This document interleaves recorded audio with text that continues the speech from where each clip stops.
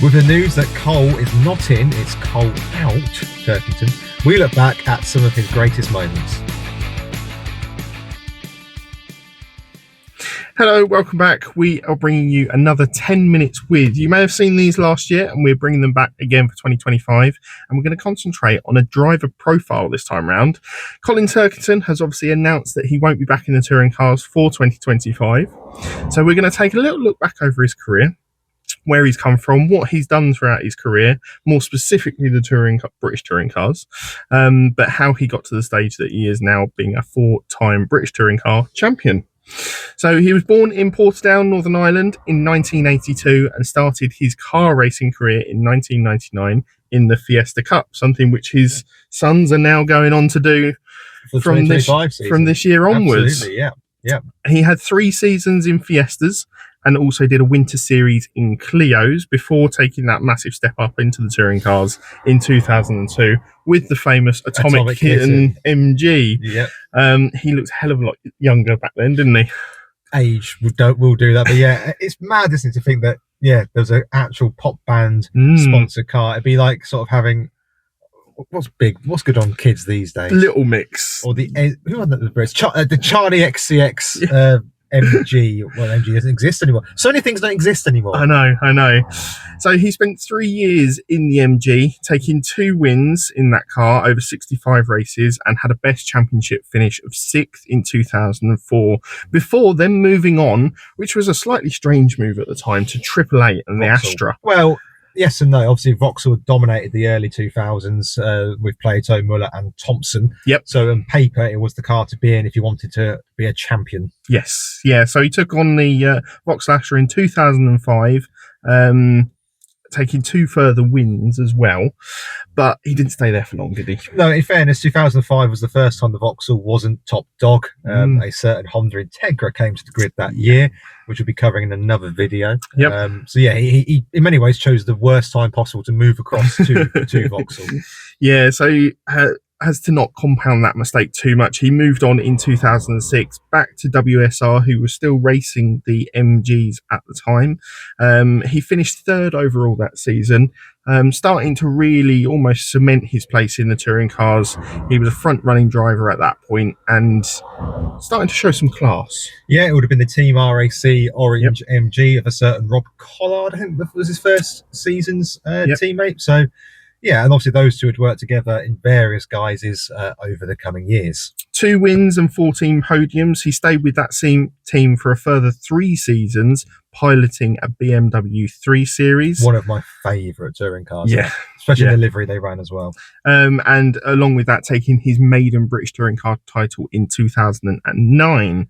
Along the way, accumulating a further 12 wins and 31 podiums, which at that time in his fairly young career in the touring cars was already pretty staggering. What's also interesting is that when you look back at old footage from that era, Colin these days has got a bit of a reputation of being, I think Plato said it in On the Limit, a bit boring and a bit, or worse that effect. Conserved. Yeah, I'm not quoting Plato directly, but certainly one of those that is a bit more plays the percentages. That wasn't necessarily the case in his early years. No one really did back then, though, did they? No, a push to pass was just a way of getting a place back then. But it was certainly interesting going back through the archives and seeing a side of Colin that I'd almost had actually completely forgotten about. So following that success in 2009, he actually took a step away from the British touring cars and went to race in the World Touring Cars, along with a couple of other appearances in other European touring car championships.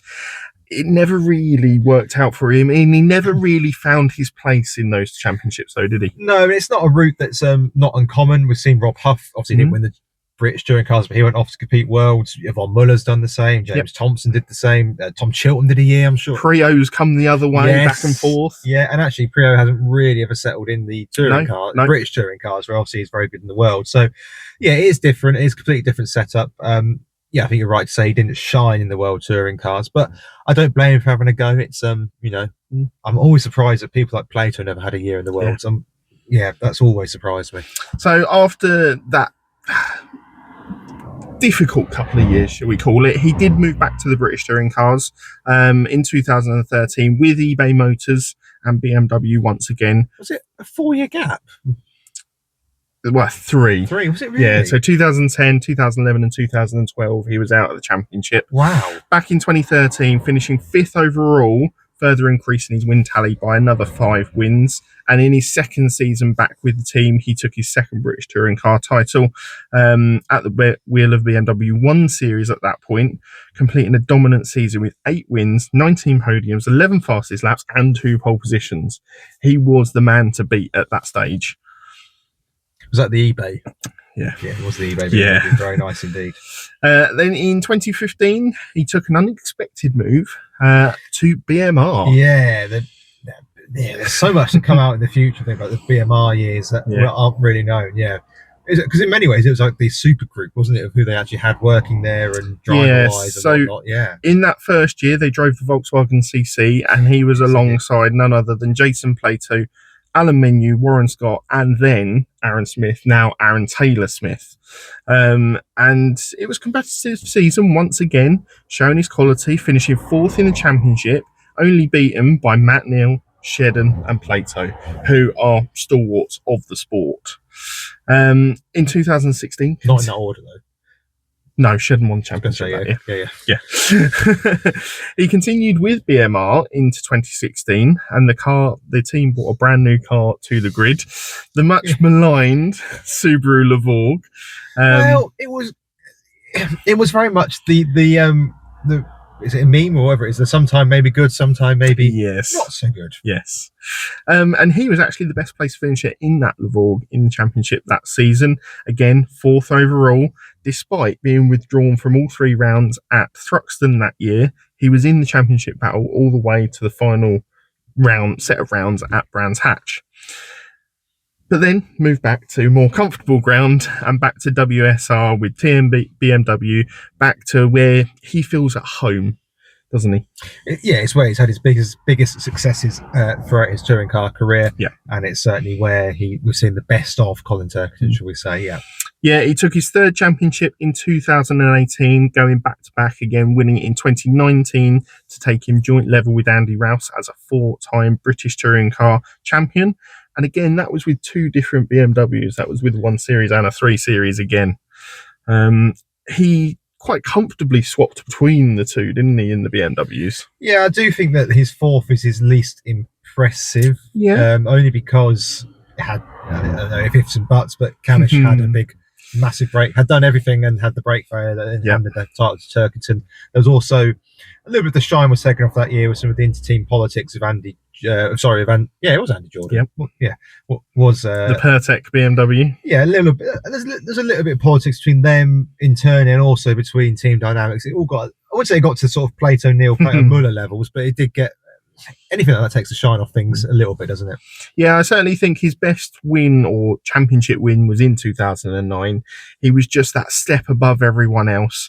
Came from nowhere as well after the year Matt Neal dominance in the Integras and whatnot. Yeah, I'd agree with you there. And obviously Giovanardi had his title wins as well, so it sort of came out of nowhere that to come and take the crown. And we've mentioned this many times before in other podcasts that we've done, that we both feel that Plato probably stayed a little bit too long. Matt Neal was just over that hill. Do you think Turkington has now left at the right point? Yeah, I think so. He went out competing for a championship, which ultimately he didn't win, but he certainly went out competing and also playing a massive part in making sure Hill did win his debut or his first championship. So yeah, I think there's always a good time to get out of any job or any role or any sport, and I think he's picked the right one for sure.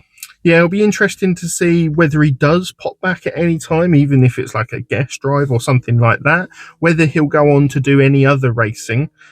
He has done bits and pieces of historics throughout his career, and actually his career as a whole, as of Driver Database, which we use for loads of different things, he's had 664 race starts, 82 wins, 220 podiums, 42 pole positions, 79 fastest laps, and along with obviously those 4 British Touring Car titles, he has a win percentage of 12.3%, which I think just underlines his competitive nature and how consistent he was as a driver. He's also, I believe, a multi-winner of the Wingfoot Award, which is... Sorry, I missed that out of my notes. Oh, that's the pinnacle, isn't it? Which, of course, rewards drivers for their qualifying in the touring cars. And to be fair to him, one of his biggest strengths is qualifying. He's always so competitive. Yeah. Where do you think he goes in the list of British touring car greats? Oh, why would you chuck that towards the end of a limited pod?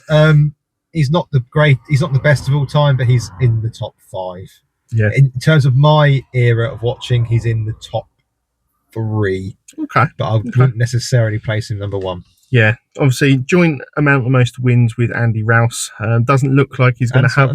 And Sutton doesn't look like he's going to have that 5th title to his name, but we will see how his career grows and whether his offspring become touring car drivers and possible touring car champions. Just very quickly, where does he sit in your list? I think he is top 5, but 4th or 5th. I certainly think there are better drivers out there with better quality, but that's probably another debate for another time. But until next time, we will be back once again with a 10 minutes with and another driver profile. Let us know who you want to hear about and us talk about. But until then, we'll see you soon.